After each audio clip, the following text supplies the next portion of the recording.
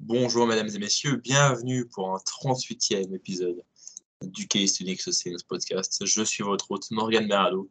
Je suis rejoint aujourd'hui par un invité très spécial, Alexandre Androwski. Bonjour Alexandre, merci de nous rejoindre aujourd'hui.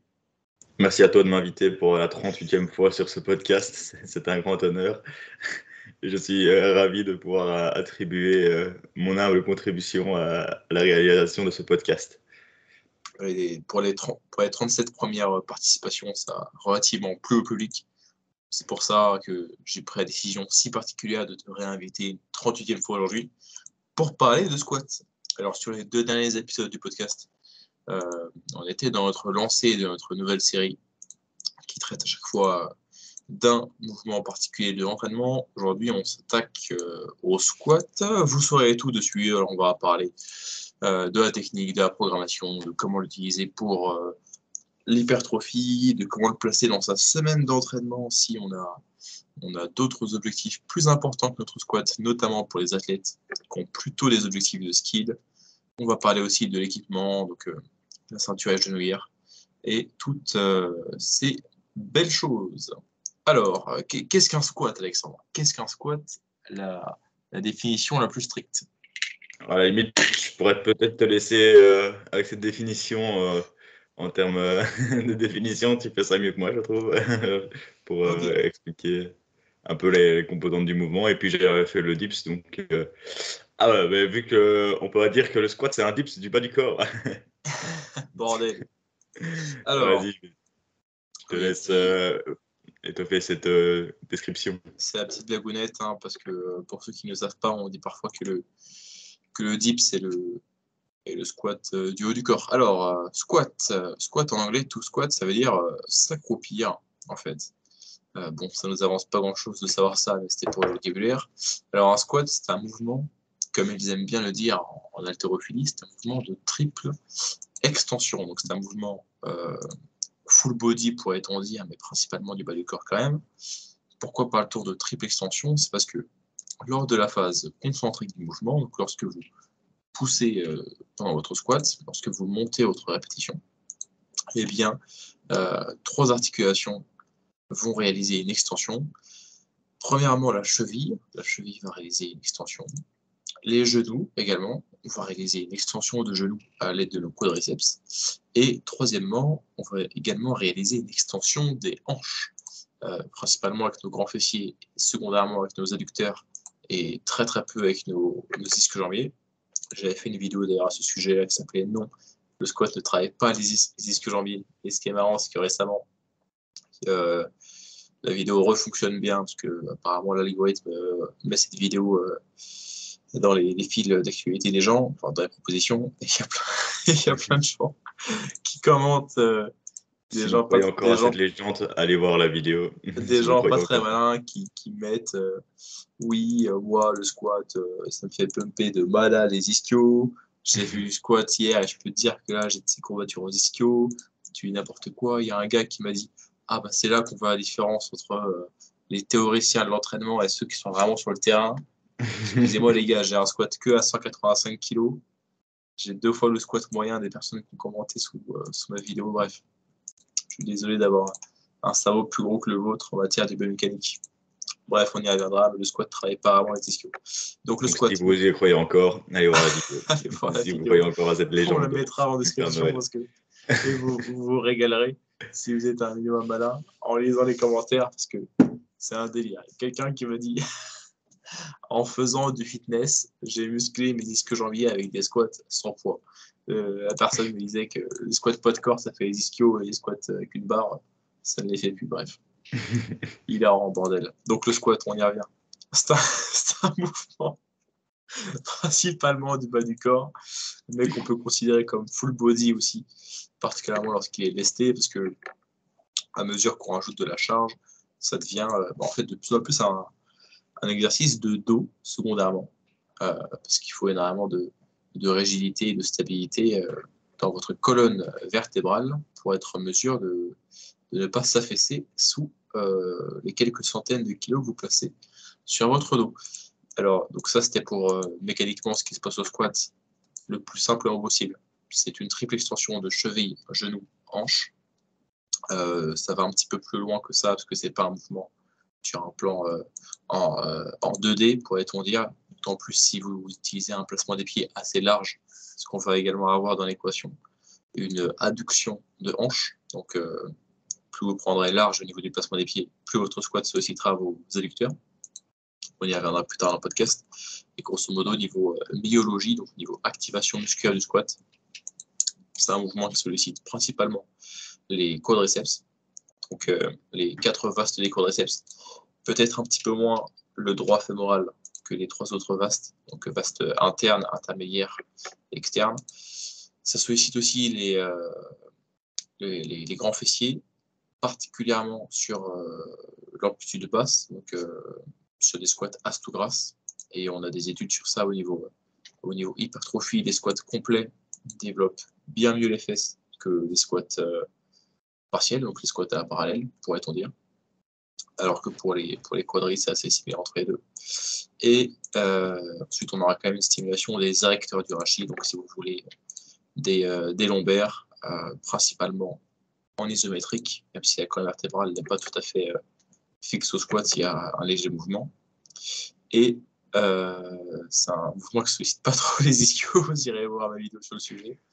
Et par contre, ce qui est intéressant, c'est que bizarrement, le squat, surtout en amplitude la plus complète possible, et surtout avec une prise assez large, entre guillemets, avec les pieds, sollicite plutôt bien les adducteurs, parce qu'en fait, lorsque vous êtes en position basse d'un squat, les ischios ne sont pas du tout dans une bonne position pour exercer de la force. Le grand fessier, étonnamment, pas tellement non plus, parce qu'en fait, le grand fessier, sa courbe de force, elle est progressive à mesure que vous réalisez votre extension des hanches.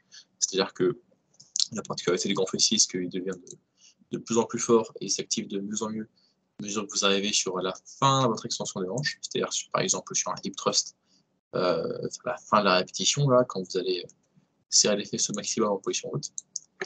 C'est un peu moins le cas au squat, mais c'est pour dire que lorsque les fesses sont étirées et sont assez peu actives, et du coup, ce qui se passe, c'est que la combinaison de faire une abduction de hanche, donc d'avoir les jambes un petit peu écartées, et d'être dans la position basse du squat, ça fait qu'on veut utiliser assez bien les adducteurs, particulièrement le gracile, qui, du fait de son placement, donc le gracile c'est un adducteur, vu que c'est un adducteur mais qu'il est légèrement placé sur l'arrière de la cuisse, si vous voulez, plutôt que l'intérieur, c'est un petit mélange des deux, et ben, il va également être légèrement extenseur de hanche, ce qui fait qu'il est étonnamment bien sollicité sur des squats complets, particulièrement si vous avez une prise entre guillemets de pied, un placement des pieds assez large. Donc le squat, mouvement de quadriceps, de grands fessiers, étonnamment bien adducteurs et isométriquement des extenseurs, des érecteurs du rachis.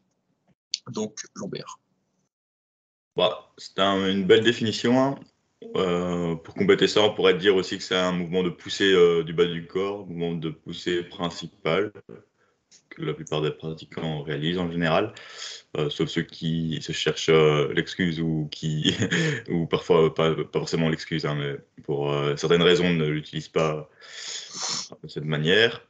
C'est également, on pourrait considérer comme travaillant un peu plus la chaîne antérieure, hein. Les bodybuilders parfois split ça plus en chaîne antérieure et plutôt du deadlift ou autre en chaîne post, même si on travaille quand même bien le fessier en squat. Donc, ouais, c'est compliqué pour le bas du corps de définir les mouvements. C'est compliqué pour le bas du corps. Tu m'entends? Ok. C'est compliqué pour le bas du corps de définir les mouvements en mouvement de poussée, mouvement de tirage, parce que contrairement au haut du corps où c'est souvent un peu plus clair, bah, même sur les mouvements de poussée, entre guillemets, bah, on sollicite quand même un peu la chaîne postérieure, sauf les ischios. Vous allez voir la vidéo, putain. Mais c'est pas si simple que ça. Et c'est un mouvement assez complet, le squat. C'est pas le seul mouvement dont vous avez besoin pour développer votre haut du corps, parce que du coup, ça fait presque tout, sauf les ischios en fait. Du coup, ça fait un bon mouvement de stimulation de vos quadris, de vos fessiers, de vos érecteurs du rachis. On peut pas dire que c'est un mouvement de mollet, parce que même s'il y a une extension de cheville ici sur une assez faible amplitude, et ce sera jamais le facteur limitant. Donc petit rôle de stabilisation du triceps sural, c'est-à-dire des mollets, mais je pense qu'on peut quasiment l'exclure totalement dans la partie myologie.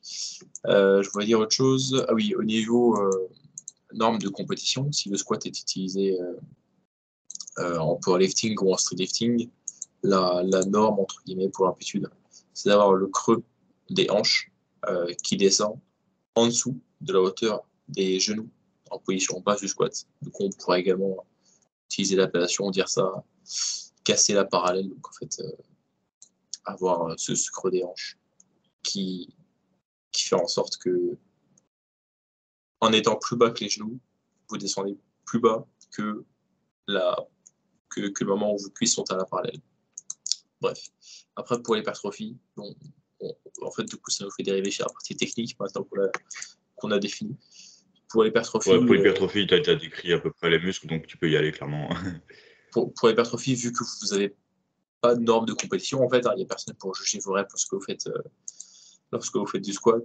Vous pouvez avoir d'autres préoccupations que ce standard-là exact. Alors, de ce qu'on sait de la comparaison d'un squat ass to grass, donc les fesses le plus bas possible, c'est-à-dire avec vos ischios qui vont venir toucher vos mollets. Donc, ce qu'on sait de la comparaison entre un squat ass to grass et un squat qu'on pourrait presque dire partiel, mais qui est en fait un squat valide en compétition, c'est-à-dire un squat où vous arrivez à la parallèle, c'est que d'un point de vue développement des quadriceps, c'est identique entre un squat ass to grass et le squat à la parallèle, mais c'est au niveau du développement des fesses et potentiellement aussi des adducteurs que ça fait une différence.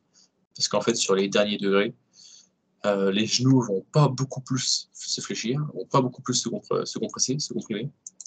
Donc en fait, vous n'allez pas étirer beaucoup plus les quadris en descendant plus bas.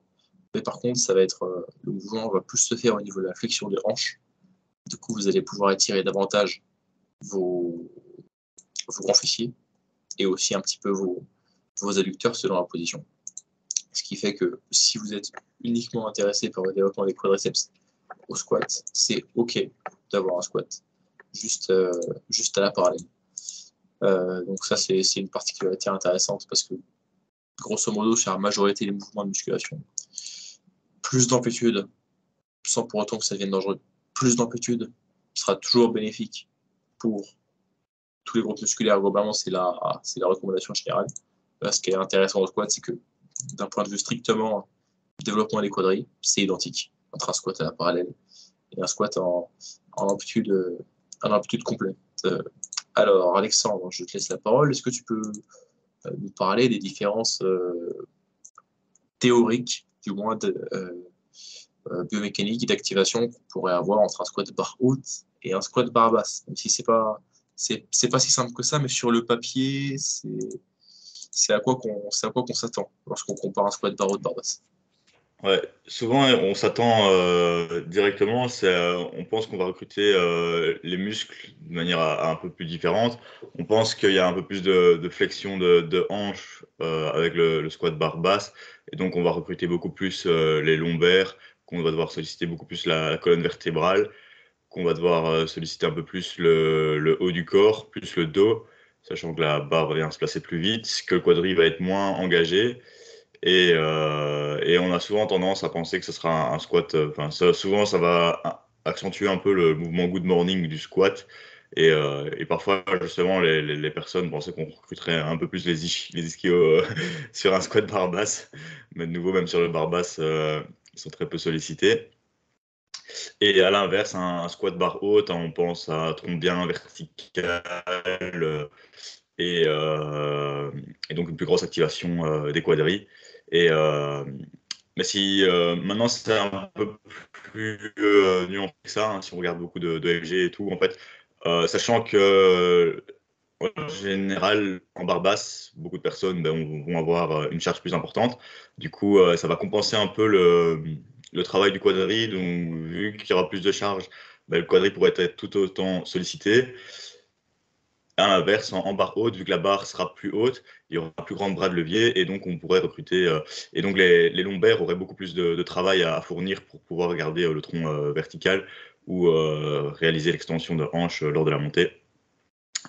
Donc, finalement, c'est assez compliqué à s'affirmer. Et aussi, ça dépendra énormément dans tout ce qu'on va dire, hein, le squat et la technique. Ça va dépendre énormément de l'anatomie de chacun. Et de la trajectoire de barre, ça on pourra en parler plus tard aussi. Mais d'un point de vue musculaire, c'est à peu près les grosses différences à quoi on peut s'attendre aussi dans le mouvement. Ouais, c'est vrai. Donc, Non, vas-y, continue. ouais, si tu veux compléter un peu ces différences. Enfin, j'attends de voir ce que toi, tu allais dire avant de rajouter quelque chose s'il faut.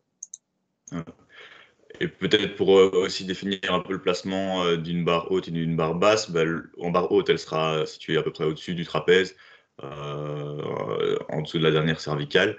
Et en barre basse, elle sera plus sur les épines scapulaires et elles vont tenir sur le deltopost. Au niveau du placement. Et en barre basse, en général, on arrive à activer un peu plus les muscles du haut du corps. Ça, c'est quand même un peu inévitable. On va quand même souvent avoir un placement,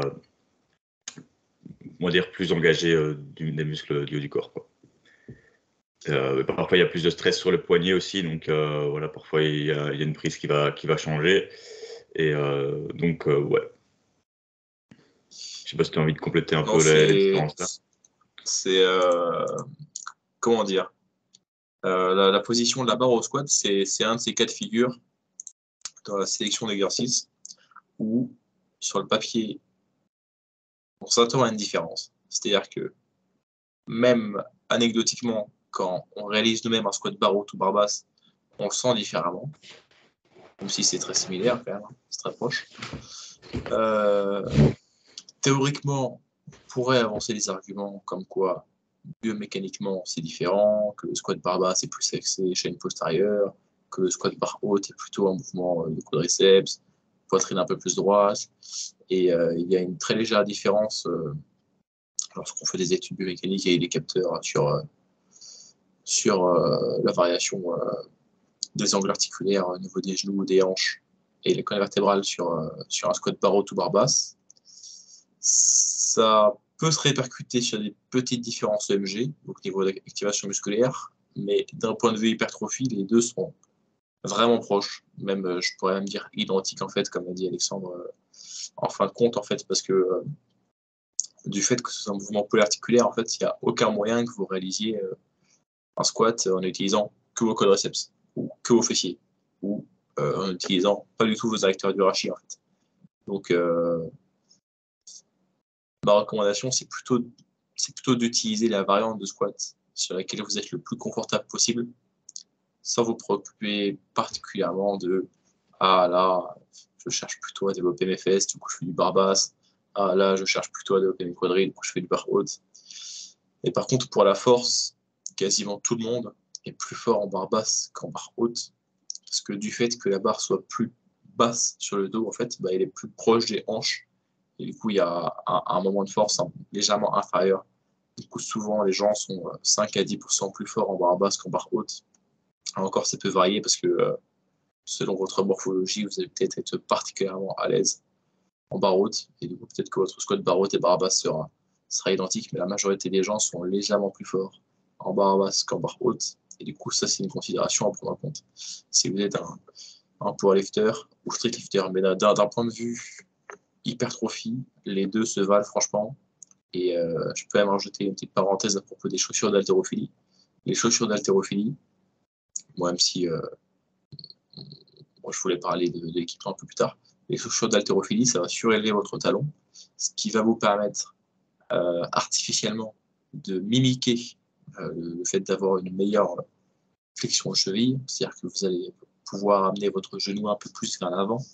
Donc théoriquement, vous aurez un squat légèrement plus axé quadriceps, sauf que au niveau activation, ça a été étudié et ça fait aucune différence entre les chaussures plates et les chaussures d'haltérophilie, même si anecdotiquement, les gens reportent parfois qu'ils sentent mieux leur quadriceps sur des chaussures d'haltérophilie que sur des chaussures à plat. Mais déjà, en fait, le ressenti subjectif lors d'un exercice n'est pas vraiment corrélé, n'est pas toujours corrélé avec l'activation musculaire que vous pouvez observer sur les études EMG. Et les études EMG sont pas toujours corrélées parfaitement en parallèle avec l'hypertrophie à laquelle vous pouvez vous attendre. Donc, si vous sentez mieux vos quadriceps en utilisant des chaussures d'haltérophilie, tant mieux pour vous. Mais moi, je n'irais pas spécialement à recommander des chaussures d'haltérophilie pour quelqu'un qui ne sent pas très bien ses quadriceps au squat. D'autant plus que, surtout si vous faites du squat sur des séries assez courtes, vous n'aurez pas tellement le temps de réfléchir à si vous sentez vos quadriceps ou pas pendant la série. Vous le sentirez plutôt entre les séries. Mais vous n'avez pas le temps, en fait, sur une série lourde de squat, sur une série difficile, de faire de la main muscle connection avec vos quadriceps. Donc, l'utilisation des chaussures d'haltéro, le squat barre haute, barre basse, je vous recommande simplement de faire selon vos préférences, selon ce avec quoi vous vous sentez le plus confortable. Mais je ne vous recommande pas de vous prendre la tête avec quelle est la variante la plus optimale pour moi pour développer mon vaste latéral ou quoi. Non, franchement, c'est la minutie. Prenez une variante qui vous plaît et bossez là pendant des semaines et des mois. Progressez dessus. Et il n'y a aucun doute que vous allez prendre des quadrilles et il n'y a aucun doute que vous allez prendre des fesses. Dans des proportions qu'on ne peut pas définir à l'avance. Mais vous n'allez pas pouvoir, orienter vraiment le développement d'un groupe musculaire ou d'un autre avec une légère modification technique ou l'utilisation ou pas d'un équipement. Donc prenez juste ce qui est confortable pour vous au niveau technique d'exécution en squat. Ouais, pour rebondir un peu sur ce point, on va aborder la technique et la trajectoire de barre principalement. Donc en parlant de confort et en parlant de muscles travaillés, finalement on travaille surtout un mouvement et c'est un mouvement qui va varier énormément en fonction des individus. Donc un squat n'est jamais le même est rarement le même chez chaque individu. Donc c'est toujours individualisé, c'est ça qui est extrêmement important. Et toute l'utilisation barre haute, barre basse, chaussures plates, orientation des pieds, écart, on parlait des adducteurs tantôt, ça va, et position des coudes, des mains, etc. Ça va vraiment être en fonction un peu de son confort. Et pour être confortable en squat, c'est bien d'avoir une trajectoire de barre optimale et pour soulever lourd également aussi. Donc ça va être très intéressant. Vraiment, c'est un peu l'expérience que j'ai eue ces derniers temps, en tout cas personnellement, et que je peux observer. Et si on regarde beaucoup de powerlifters élites en général, leur trajectoire de barre est très linéaire et est très optimale, on va dire. Tandis que quand on regarde des moins bons squatteurs, on peut voir que la barre a une trajectoire qui part souvent en avant et qui fait perdre énormément de force. Et si on ne fait pas attention à cette trajectoire et qu'on pense qu'on squatte bien et que finalement on observe que notre trajectoire pose problème, donc ça peut vraiment valoir le coup de la corriger. Donc en parlant de trajectoire, donc si on prend une vue de profil, il faudrait idéalement que la barre se situe plus au-dessus du milieu du pied, on va dire, et que lors de la descente et de la montée, elle essaye en tout cas de rester dans cette position-là. Ce qui va être extrêmement difficile. Donc en général, elle va souvent partir, elle aura tendance souvent à partir un petit peu en avant. Et puis il faudra essayer de la ramener vers l'arrière. Et souvent les gens, quand elle est en bas, on se fait écraser un peu par la barre, donc elle part en avant et puis on repousse. Et du coup, on fait une petite trajectoire en J parfois. Donc on descend vertical et la barre part en avant et puis on revient. Ce qui est peut-être bien pour travailler le quadri du coup, et peut-être aussi peut-être pour travailler le muscle, ça peut être intéressant, mais pour la force et le confort et le risque de blessure, là on n'est plus du tout dedans. Donc là, il faudra faire attention. Donc voilà, et ce sera tous des points importants à travailler pour cette trajectoire de barre. On pourrait parler un petit peu je dirais peut-être position des pieds pour commencer. Donc, on va peut-être aborder chaque point l'un après l'autre. Okay. En premier lieu, il y avait la position de la barre. Donc, par exemple, en barre haute, en général, la trajectoire de barre a souvent tendance à être plus antérieure. Donc, c'est souvent plus dur d'avoir une trajectoire de barre correcte quand on est en barre haute. Et là, il va falloir avoir la bonne... Ah oui, un autre point qui est important aussi dans cette trajectoire de barre, c'est l'anatomie. Donc, la longueur de vos fémurs, la longueur de vos jambes, de votre fibula et de votre tibia. Ça va être le ratio de ces deux segments aussi sera très important, et la longueur de votre tronc. Donc, au plus vous êtes grand, au plus vous avez des longs fémurs, au plus déjà au niveau de la trajectoire de barre, au plus elle sera longue, et donc ça sera un peu plus compliqué. Et puis, donc, ça sera un peu plus challengeant aussi. Le bras de levier sera plus grand de nouveau. Donc voilà, ça vous rendra forcément un squatteur moins avantagé par rapport à quelqu'un qui a des plus courts segments ou un plus petit buste et qui est plus propice à ça. Donc ça sera aussi à prendre en compte dans votre trajectoire. Un autre point, ça sera la mobilité aussi. Donc si vous avez des jambes assez ouvertes, une mobilité de hanche qui vous permet de descendre bien droit en étant confortable et en ayant la bonne trajectoire, ça sera important. Et d'autres, justement, ça va être limité. La mobilité de cheville aussi, très important. Donc voilà, à partir de ce moment-là, en analysant tous ces facteurs, là, on pourrait essayer de définir une bonne trajectoire de barre.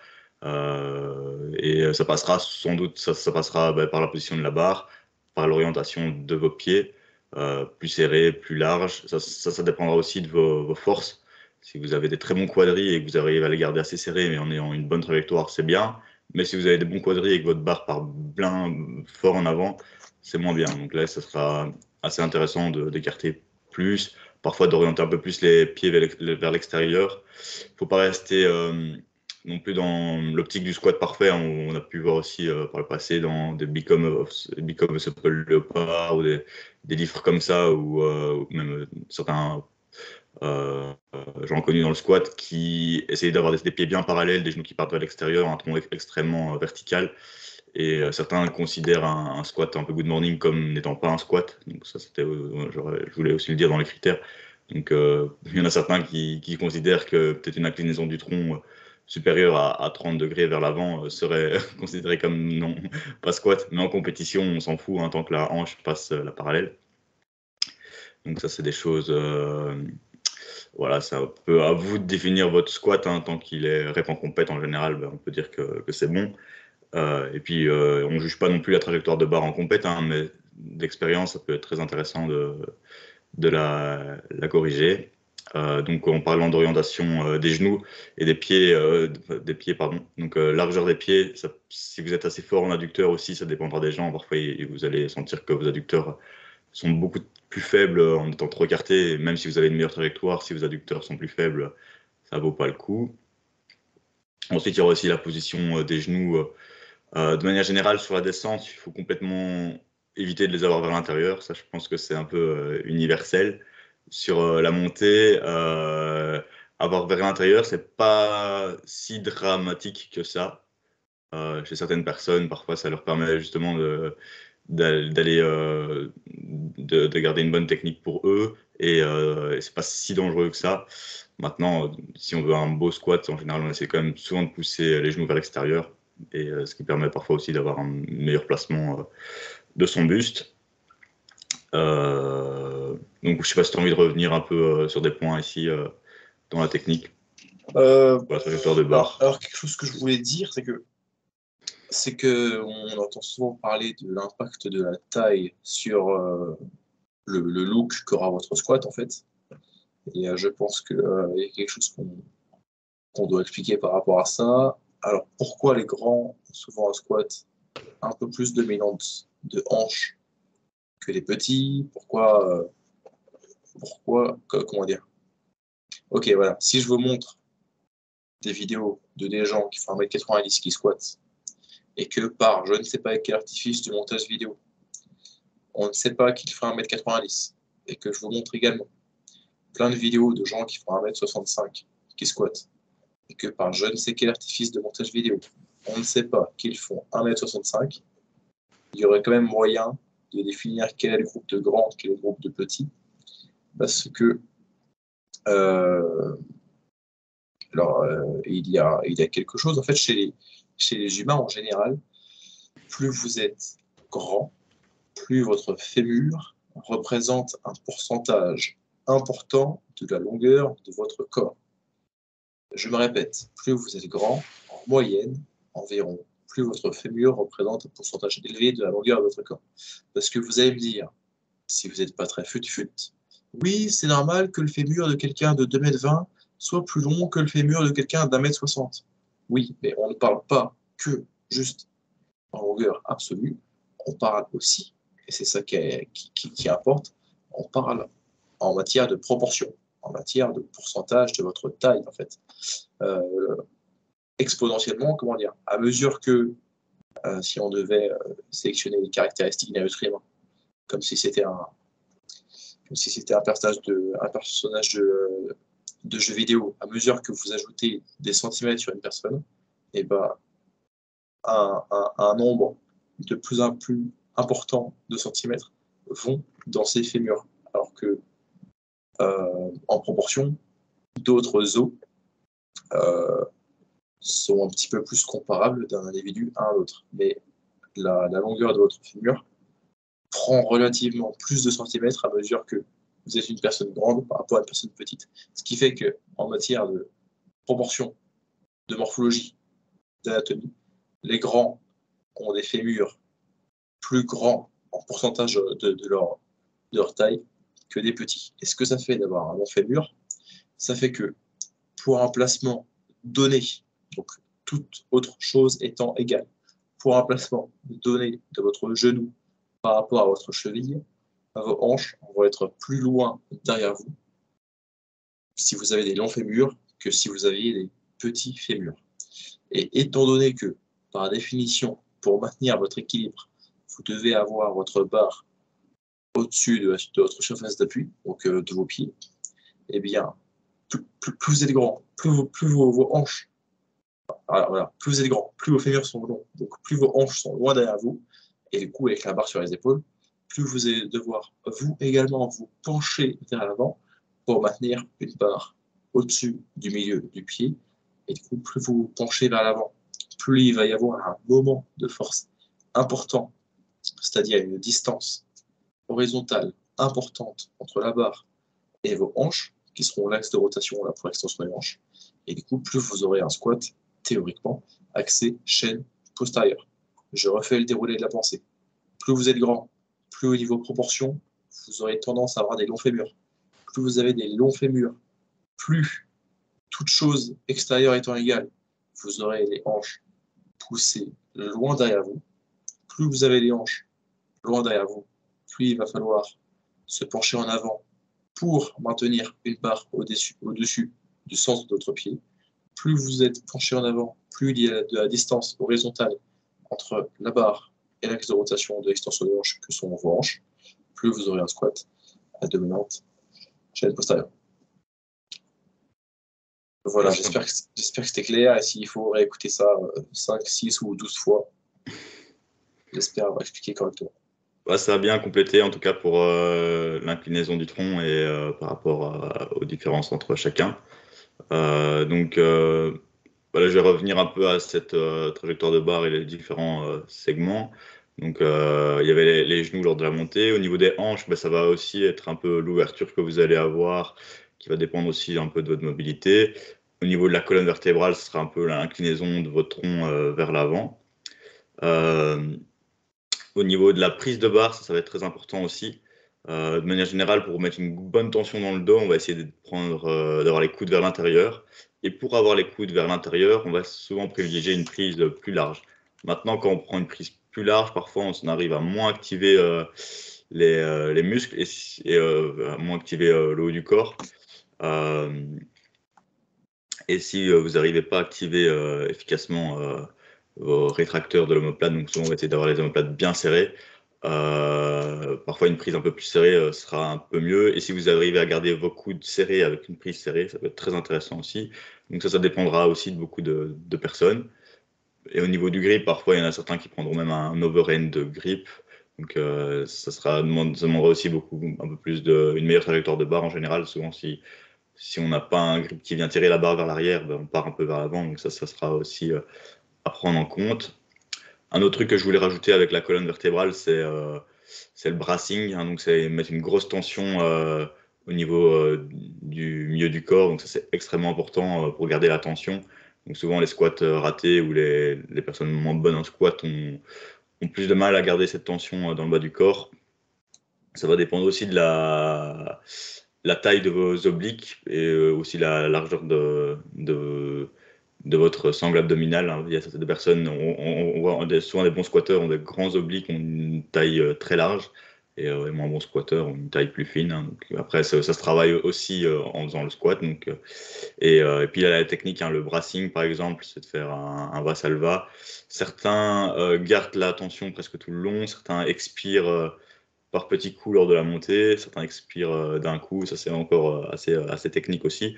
Il y a beaucoup d'écoles, hein, dans le squat, par exemple dans l'orientation des pieds, comme je vous l'ai dit, l'orientation dans les genoux, dans le brassing, c'est aussi, il y a beaucoup d'écoles dedans. Vraiment, il faut garder vraiment cette tension. Au niveau des hanches aussi, et en parlant du brassing, il y a aussi le butt wing. Donc, c'est quand on passe la parallèle, automatiquement, chez la plupart des individus, le bassin va faire une petite rétroversion. Donc, il va s'arrondir vers l'avant, ce qui peut être source d'hernie discale, de lombaire, etc. Et une manière d'éviter ça, certains ostéos recommandent d'expirer lors de la montée. Notre manière, c'est de ne pas descendre trop bas non plus, donc de descendre vraiment à critères compète si on fait de la compète. Certaines personnes auront plus de mal non plus à descendre vraiment à cette amplitude-là, donc ça sera une voie à optimiser la technique, votre recherche de travail, etc. Et la tension abdominale vraiment va vous aider à limiter ce butt wing. Si vous gardez vraiment un bon brassing, que votre sangle est bien stable, vous allez pouvoir peut-être limiter un petit peu le butt wing. Et puis une bonne mobilité aussi et un bon écart. Donc c'est pour ça qu'il y a tellement de facteurs à prendre en compte qu'on ne peut pas s'arrêter à dire ah, je ne suis pas fait pour le squat. Il y a toujours moyen de trouver une technique appropriée à chacun, je trouve. Donc ça c'était pour ça. Un autre point, c'est la symétrie, pardon, la symétrie. La symétrie, si on regarde une vue, par exemple, postérieure ou antérieure. Donc, on peut voir aussi, par exemple, une orientation différente des coudes, où certains auront un squat où ils vont descendre beaucoup plus d'un côté que de l'autre, ils vont descendre beaucoup plus vers leur jambe droite que la gauche, par exemple. Et c'est plus commun qu'on pense, donc ça vaut vraiment le coup de vous filmer aussi, hein, quand vous faites vos squats, et ça peut valoir vraiment le coup de le corriger aussi.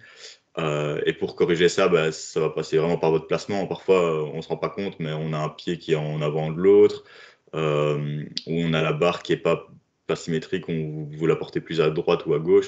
Ça paraît débile, mais enfin, ça paraît un peu évident, pardon. Mais c'est très important de corriger ça. Et un autre point aussi, bah, c'est parfois les forces. Hein. Parfois, certains en sont plus raides d'un côté, ont des rotateurs de hanches plus raides, des rotateurs d'épaule. Souvent, on voit un coude qui est plus haut l'un que l'autre. Donc ça peut valoir vraiment le coup d'essayer de positionner soit un de vos coudes, le coude le plus bas à la même hauteur que l'autre, ou le plus haut à la même hauteur que l'autre. Au niveau des hanches, ben, ça peut valoir le coup de penser à pousser beaucoup plus d'un côté que de l'autre. Enfin, essayer de limiter, par exemple, si vous descendez beaucoup plus à droite, essayez de redescendre plus à gauche et d'utiliser un peu plus votre jambe droite pour pousser. Donc souvent, si on descend à droite, c'est qu'on pousse trop à gauche. Et pensez à pousser plus votre genou d'un côté. Donc je parle par expérience de cas, mais avec mes clients aussi, et on l'observe quand même souvent. Même s'il faut éviter d'être paralysé comme ça dans toutes ces complexités, mais si vous observez le problème et tout, ça peut vraiment valoir le coup de corriger. Et puis naturellement, ben, on est toujours asymétrique, hein, l'être humain est toujours comme ça, donc naturellement, il y aura toujours quand même certaines asymétries, et si votre technique est confortable, optimale, que vous progressez, il ne faut pas trop s'y pencher. Maintenant, si c'est un facteur limitant, là, ça va vraiment valoir le coup de corriger tout ça. Donc, ouais, on a parlé de la trajectoire de barre, antérieure, postérieure. Puis le regard, hein, souvent, le truc basique, hein, c'est que les gens vont dire regarde vers le haut pour être le plus vertical possible. C'est plus compliqué que ça, de nouveau. Certains aiment regarder vers le bas pour justement avoir une meilleure inclinaison du tronc, aiment se regarder dans la glace, même si parfois ça peut influencer. Si votre regard est moins fixe, parfois ça peut déstabiliser aussi. Et donc, il y a quand même une grosse composante d'équilibre dans le squat aussi. Donc, ça, c'est important de l'avoir. Donc, avoir un bon regard, ça va dépendre. Si vous sentez que vous êtes toujours beaucoup trop incliné et que vous avez justement envie de vous redresser un petit peu plus, là, regardez vers le haut, c'est important. Donc, ouais, voilà, c'est à peu près tout pour la trajectoire, la symétrie. Si tu veux compléter, Morgane. Peut-être dire quelque chose à propos de la largeur de pied. Ouais. C'est quelque chose qui est principalement déterminé par la structure de vos hanches, en fait, c'est-à-dire l'orientation par laquelle la tête de votre fémur rentre dans vos hanches, en fait. Et ça dépend de plein de choses.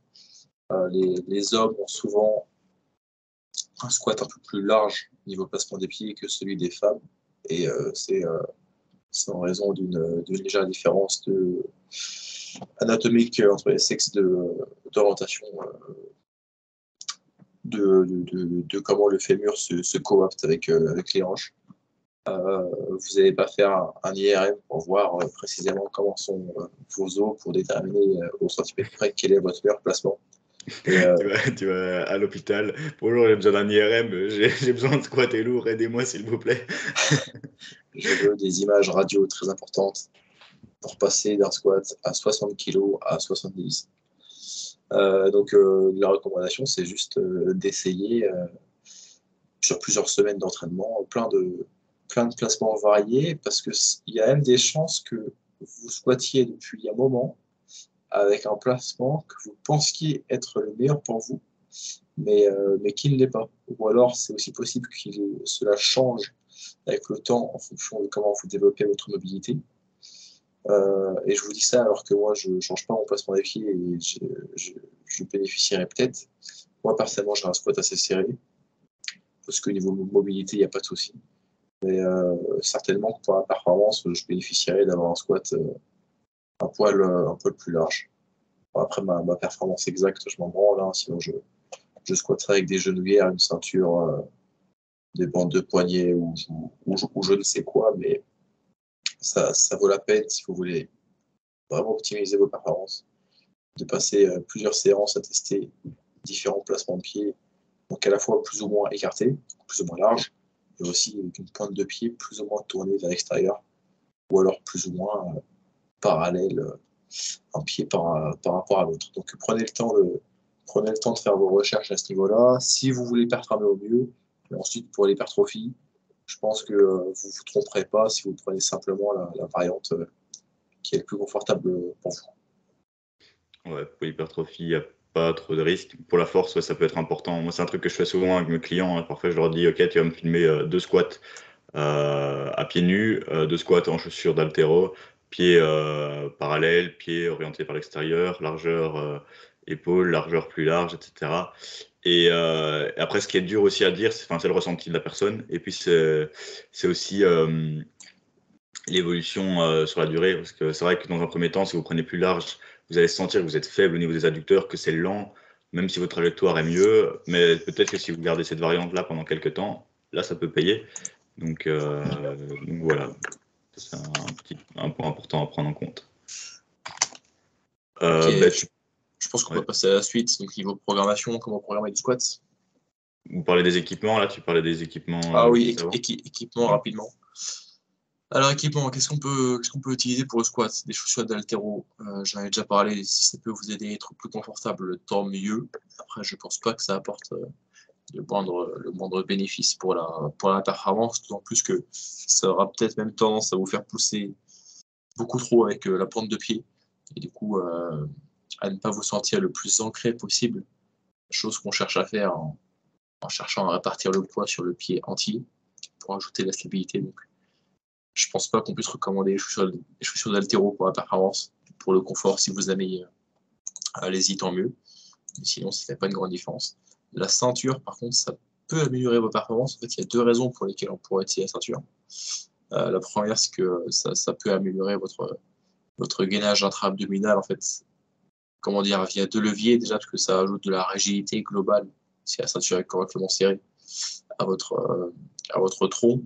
Et deuxièmement, parce que ça ajoute aussi un feedback tactile, donc le contact de la ceinture que vous sentez sur votre corps, ça peut vous aider à vous faire penser, à vous faire sentir le bracing correct, donc la bonne inspiration, le bon blocage respiratoire, de créer de la tension dans votre ventre vos obliques sentir de la rigidité partout. Donc, je dirais qu'il y a ce double atout de, à la fois, globalement, ça ajoute de la rigidité, et deuxièmement, ça peut vous éduquer à vous faire sentir quand vous avez le bracing correct. Donc souvent, les gens performent mieux avec ceinture que sans.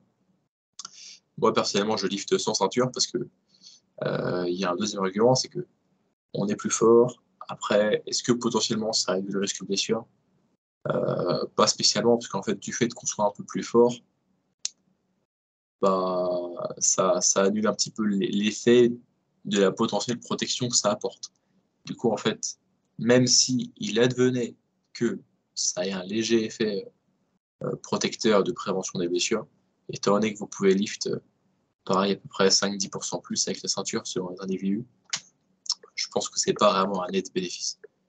Personnellement, je lift sans ceinture parce que je pense pas que ça m'apporterait plus de sécurité et que je fais pas de compétition, donc le chiffre exact, je m'en fous un peu. Donc ça, c'était parenthèse ceinture. La même chose est un petit peu vrai Pour pour la les ceinture, genouillères. C'est... pour la ceinture, Ouais, dis-moi, Alexandre. je voulais juste rebondir pour la ceinture. Voilà, c'est pas encore réellement prouvé aussi, mais je pense que sur un mésocycle donné, l'utilisation de la ceinture peut peut-être aussi éventuellement diminuer un petit stress qu'on aurait sur la colonne vertébrale. Maintenant, c'est vrai que si la charge est plus haute, ça pourrait influer, mais je me demande si la récupération n'est pas meilleure avec l'utilisation de la ceinture. Je pense qu'on en avait parlé dans une étude aussi, et que c'était aussi un des mécanismes qui pourrait être intéressant à utiliser la ceinture, c'est peut-être limiter la fatigue que le squat va induire, et surtout si vous avez d'autres objectifs dans vos mouvements et que votre récupération est importante. Maintenant, c'est encore très anecdotique et il faudra vraiment l'expérimenter. Enfin, le prouver plutôt. Ensuite, niveau genouillère, c'est un peu le même concept, mais je dirais que il y a deux choses. Il y a les genouillères et il y a les bandes pour les genoux. Les bandes pour les genoux, je crois que ça a été prouvé, que ça peut mener à un léger gain de performance, mais que ça protège pas du tout les blessures. Donc les bandes de genoux, c'est quand vraiment vous serrez très fort des bandes un petit peu élastiques, mais que vous tendez au max autour de vos genoux. Et ça peut vous aider à un petit peu mieux rebondir en position basse du squat. Est-ce que pour autant le fait de mettre plus lourd correspond à davantage de stimulation? Non, parce que c'est pas quelque chose qui vous permet d'exprimer plus de force musculaire spécialement. Et je dirais même que ça peut vous rendre un peu moins stable, parce que ce rebond-là que vous tirez de ces bandes qui sont extrêmement tendues autour de vos genoux et du bas de vos cuisses. Je dirais que c'est pas de l'effort musculaire supplémentaire que vous fournissez, c'est quelque chose qui est un peu à contrôler. C'est quelque chose qui peut vous mettre beaucoup trop en confiance trop rapidement et qui incite aussi à une exécution un peu trop explosive, je pense. Donc je ne recommanderais pas l'utilisation de bandes qui s'enroulent autour des genoux. Et ensuite, pour les genouillères, je pense que ça booste bien moins les performances que la ceinture, même très peu, c'est plutôt une aide placebo / psychologique, parce que c'est pas non plus quelque chose qui prévient les blessures. Si ça peut vous aider à garder vos genoux au chaud, tant mieux pour vous. Mais ça fait pas grand chose pour la performance, franchement, le port des genouillères. Moi, après, si vous voulez plus loin, il y a peut-être aussi les protèges poignets là aussi pour en barre basse là, le stress, parfois pour agripper la barre autour. Des t-shirts anti-rapants. Antidérapant, ouais. Si, ça peut être bien ça. Ça commence à être pas mal ça. Il y en a qui en sortent. Puis voilà, je pense. C'est à peu près tout. Moi, je mets parfois, quand je m'entraîne avec des gens qui font ça, je mets parfois de la magnésie sur la barre, ce qui fait le même effet qu'un t-shirt antidérapant. En fait, c'est pour éviter que la barre glisse sur le haut de votre dos, mais moi, je squatte barre haute et j'ai pas de souci avec la barre qui glisse. Donc, juste, j'en profite quand quelqu'un a tartiné une barre de magnésie, mais sinon, je le fais pas quand je suis seul. Alors, au niveau programmation, Alexandre, on va passer assez rapidement parce qu'on n'a pas de particularité spécifique sur le squat à donner. Après, on va parler de la programmation peut-être pour les athlètes de skill qui veulent avoir les jambes un peu moins grosses. Mais pour la programmation de force en général, hein, ça suit un peu ce qu'on a pu dire par exemple sur le dips et sur la traction. Et ça dépend évidemment de vos objectifs, de l'importance que le squat a. Moi, je pense qu'en tant que street lifter, la plupart des gens ont un squat très bas par rapport à leur dips et leur traction, leur muscle up, et qu'il y a énormément de points à gagner. Donc, si vous planifiez une compétition, ça peut valoir le coup d'augmenter un petit peu la fréquence si ça vous correspond bien, pour aussi améliorer clairement l'acquisition technique. Donc, en général, on apprend plus vite quand on pratique plus souvent. Après, il faut toujours prendre en compte le nombre de séries par semaine que vous allez progresser, votre volume de récupération. Pour l'hypertrophie, ce sera différent aussi. Et puis pour la force, en général, rester en dessous de 5 reps, un peu plus de séries dans un premier temps. Puis une fois que votre technique est bien fixée, que vos charges montent, là, ça va dépendre. Utilisation des ramping sets, des top sets. De nouveau, hein, peut-être au début, ça va revenir aussi avec les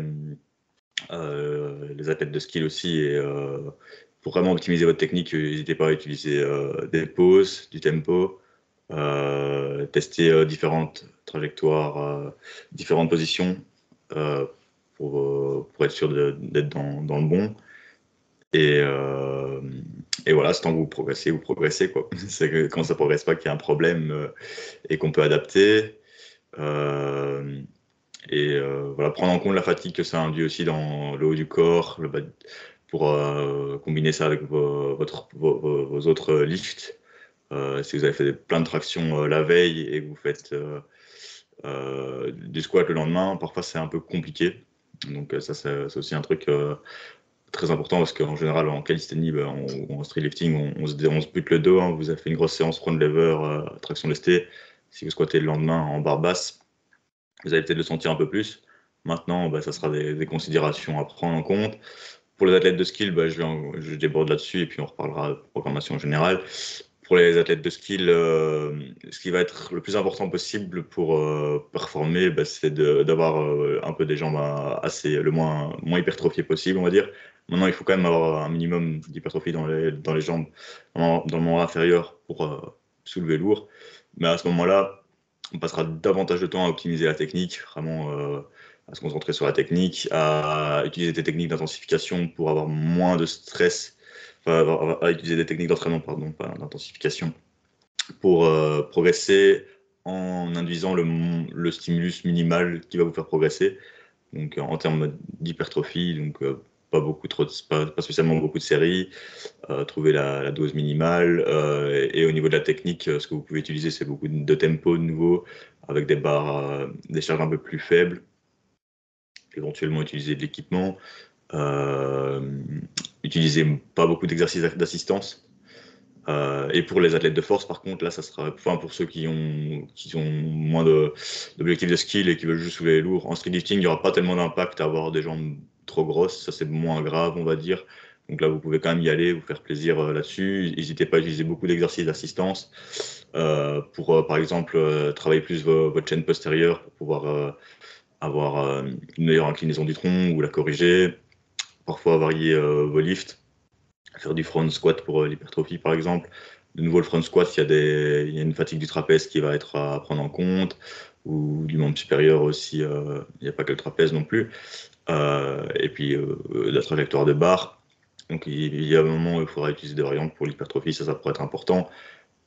Pour la force aussi, hein, ça sera même important aussi à un moment de varier aussi vos fourchettes de reps, etc. avant une compétition, manipulation des variables, d'entraînement, périodisation, etc. Toujours être les classiques. Qu'est-ce que je voulais dire encore Ouais, donc au niveau des exercices d'assistance, hein, les classiques, hein, les fentes, les Bulgarian split squat, des split squats au sol pour travailler la mobilité aussi, des good morning, des variantes, des fentes en arrière, ça c'est intéressant aussi avec une bonne inclinaison du tronc.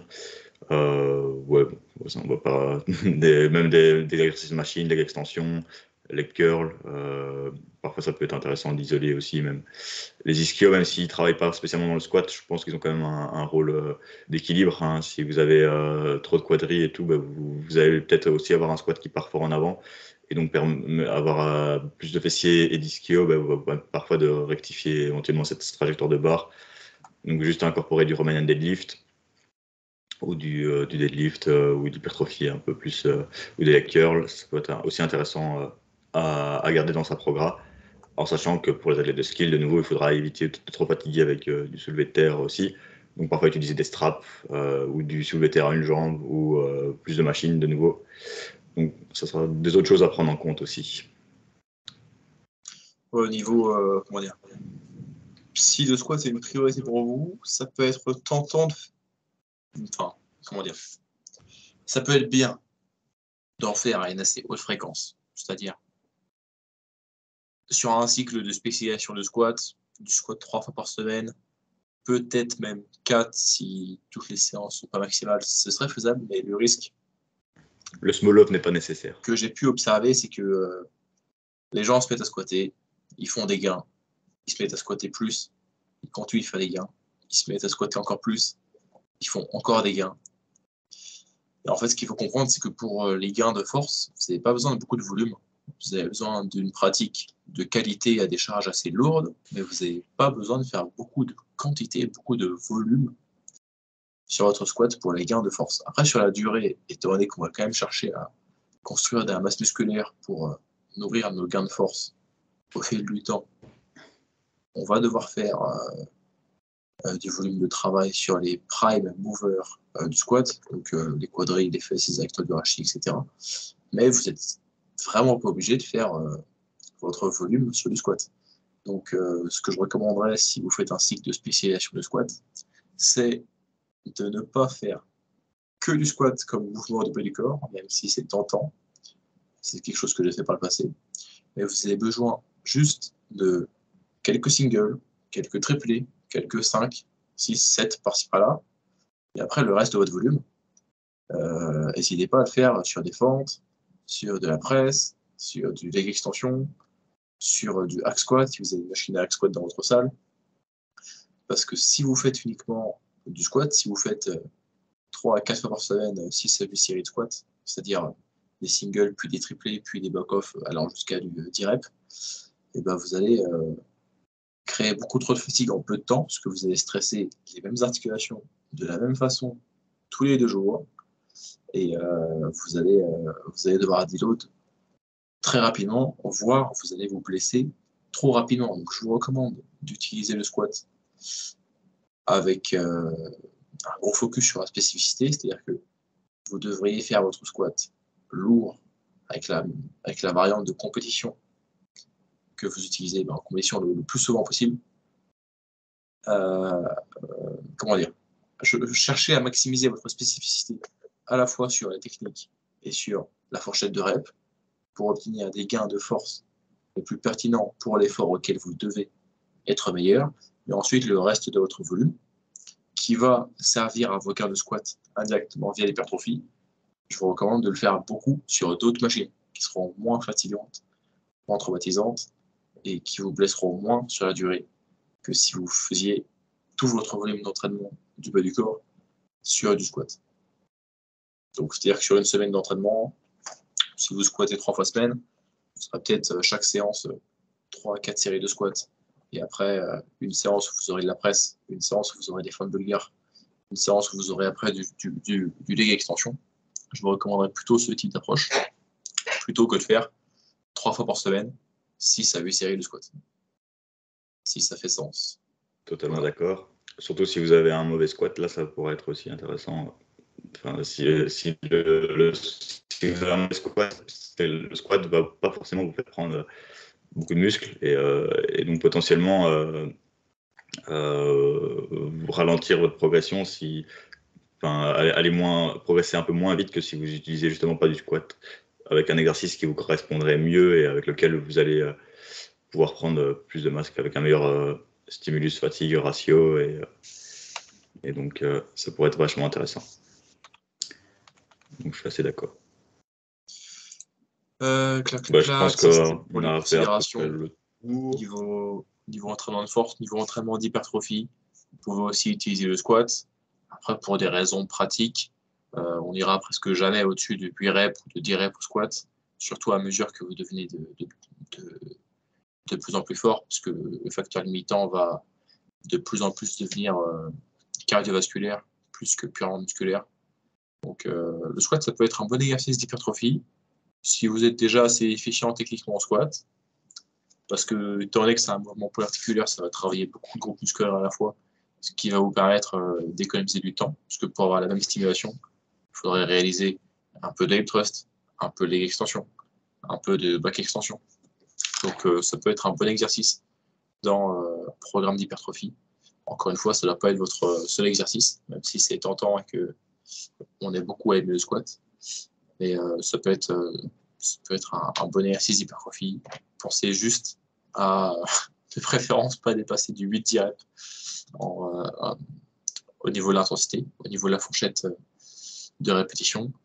Et ça, vous vous en rendrez compte à mesure que vous deviendrez fort, parce que en fait, le coût en oxygène de l'exercice, il est vraiment très proche de votre tonnage. D'ailleurs, il est même exponentiel à mesure que votre tonnage augmente. Et le tonnage, c'est le nombre de reps fois le nombre de kilos sur la barre, si on parle du tonnage d'une série uniquement. Et le tonnage est bien plus important sur les séries longues que sur les séries courtes, parce que même si sur les séries courtes vous soulevez plus lourd, ça ne compense pas le fait qu'il y ait bien moins de répétitions que sur les séries longues. Par exemple, vous avez un RM au squat à 100 kg, votre 5 reps c'est peut-être 85 kg, votre 10 reps c'est peut-être 75 kg, 10 fois 75 ça fait 750, alors que 5 fois 85 ça fait 425. Donc en fait, le tonnage est bien plus conséquent sur les séries moyennes à longues que sur les séries assez courtes. Et du coup, le coût en oxygène est également bien plus important sur les séries longues. Donc, tant que vous êtes faible, ça va encore. Mais au fur et à mesure que vous deviendrez fort, vous vous rendrez compte que vous ne pourrez pas tenir plusieurs séries efficaces, proches de l'échec, sur votre 8 RM, 10 RM, ou plus encore. À moins que vous vous entraîniez spécialement pour ce type d'effort, que vous fassiez du crossfit ou une pratique qui vous oblige à être fort et endurant, si on peut dire ça, c'est-à-dire pouvoir tenir des charges lourdes sur la durée comme ça. Sinon, pour l'hypertrophie, il n'y a pas d'avantage, c'est même déconseillé pour des raisons pratiques, d'aller au-dessus du direct. Voilà, c'est ma recommandation. Après, ça ne vous empêche pas du coup de taper dans des séries un peu plus longues sur d'autres exercices tels que des fentes. Ça reste pas une super idée, mais du leg extension, de la presse, etc. Mais pour le squat, soyez malin, dépassez pas 10 reps. Vous me remercierez en commentaire. C'est ça. Voilà. Ouais, je pense que c'était un bel épisode. Quelles sont tes actualités en squat, Morgane? Tu m'as dit qu'on faisait ce podcast quand tu avais 220, quand ton père arrivait à 220. J'ai pas 220, putain. En squat, j'ai 180. J'ai mis 185. C'était quand? C'était il y a moins d'une semaine, je crois. Je sais plus quel jour exactement. Donc, tu faisais ton RM bi-hebdomadaire, single bi-hebdomadaire. Oh non, je fais même presque un single par séance, donc 2-3 fois semaine en ce moment. Après, c'est pas toujours un single maximal, mais c'est selon la forme du jour. Et ça me réussit plutôt bien en ce moment. Donc j'ai mis un single à 185. J'ai mis un x5 à 160 kg. D'ailleurs, ça devait être une série d'échauffements. Au final, ça s'est pas passé. J'ai mis x8 à 150. Ouais, c'est ça. J'ai mis x11 à 140. Ne faites pas plus de 10 reps. Ouais, ça c'était vraiment pour le challenge, pour voir combien je pouvais caler avec 3 plaques par côté. Et là, hier, ma séance de squat, par exemple, c'était un single à 180. Et après, un 3x5 à 150. Ouais. Voilà. Propre. Moi, de mon côté, j'ai fait... Ouais, ça fonctionne bien. Sachant que tu étais en sèche et tout, donc tu as quand même réussi à bien progresser avec un déficit calorique, c'est pas mal. C'est pas mal du tout. que souvent on dit ouais, dès qu'on est en déficit calorique, le squat, on oublie et tout, mais Ouais, faut pas se... Morgan nous prouve le contraire. Si vous vous attendez à perdre de la force, en faisant une sèche, vous allez vous nocebo. Du coup, vous allez vous auto casser les pattes, quoi. Et en fait, si vous vous y attendez, ça arrivera, en fait. Ça va être la théorie auto-réalisatrice. Ne partez pas pessimiste. Cherchez à progresser. Et si vous séchez correctement, que vous dormez bien en mangeant suffisamment de protéines, que votre volume d'entraînement n'est pas trop haut, et ben vous réussirez à maintenir votre performance facilement, voire même à progresser. C'est très fréquent de progresser en sèche, car il n'y a aucun souci. Ouais. Moi, je vais parler un peu de mon expérience en squat ces derniers temps. Donc, dans ce que je vous ai dit dans la théorie, là, j'étais dans le cadre de beaucoup d'exemples. Donc, j'avais une mauvaise trajectoire de barre, je squattais assez serré et tout. J'ai quand même pas mal rectifié la trajectoire avec mes coachs en faisant beaucoup de tempo, beaucoup de travail léger pendant longtemps. Et ça commence enfin à payer un petit peu. Donc là, je travaille vraiment en barre basse, en pieds nus, avec une orientation des pieds un peu plus extérieure. Et depuis que je fais ça, en ayant corrigé un peu ma symétrie, et depuis que je fais ça, je suis très patient. Donc je m'étais fait coacher là.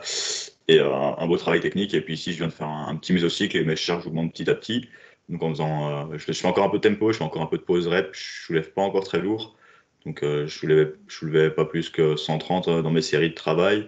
Et je faisais beaucoup de séries en général. Je tournais entre 6 à 10 séries, de 2 à 4 reps, avec même 4 séries de tempo par exemple, et puis 4 séries normales. Donc, je suis pas du tout encore dans une phase très intense. Et donc, je voulais finir mon mésocycle avec un petit 6x2 à 130. Et je m'étais dit, en barre basse avec ceinture, je viens de remettre la ceinture pour dire deux, on va dire. J'en ai pas spécialement besoin, mais je sens quand même que ça me limite un peu ma fatigue et que ça optimise quand même bien ma trajectoire de barre et tout. Je me sens un peu plus, sachant que j'ai une petite taille, je me dis que ça compense un peu le fait que j'ai une petite taille de hanche. Donc voilà. Et donc là, c'était en semaine de deload et je me suis dit, bon, allez, je vais tenter un petit RM. Enfin, je vais tenter un petit single. Si ça, je vais pas trop maxer non plus, je vais pas tenter mon RM max. Je voulais garder un peu de réserve et la 140 était passée hyper bien. Donc je me suis dit, allez, 150, elle est passée encore bien. Je n'ai pas été plus haut. Bon, la 150, elle était un peu plus lente sur la montée. Je suis parti un petit peu en avant, en bas, mais par rapport à ce que je faisais avant, c'est génial. Et donc, je me sentais encore très à l'aise à 150. Et du coup, ça, c'est encourageant pour la suite, sachant que maintenant, je vais me spécialiser beaucoup plus en street lifting. Et donc, je m'attends potentiellement à progresser encore un peu plus. Et peut-être un jour, j'arriverai à mon double bodyweight squat.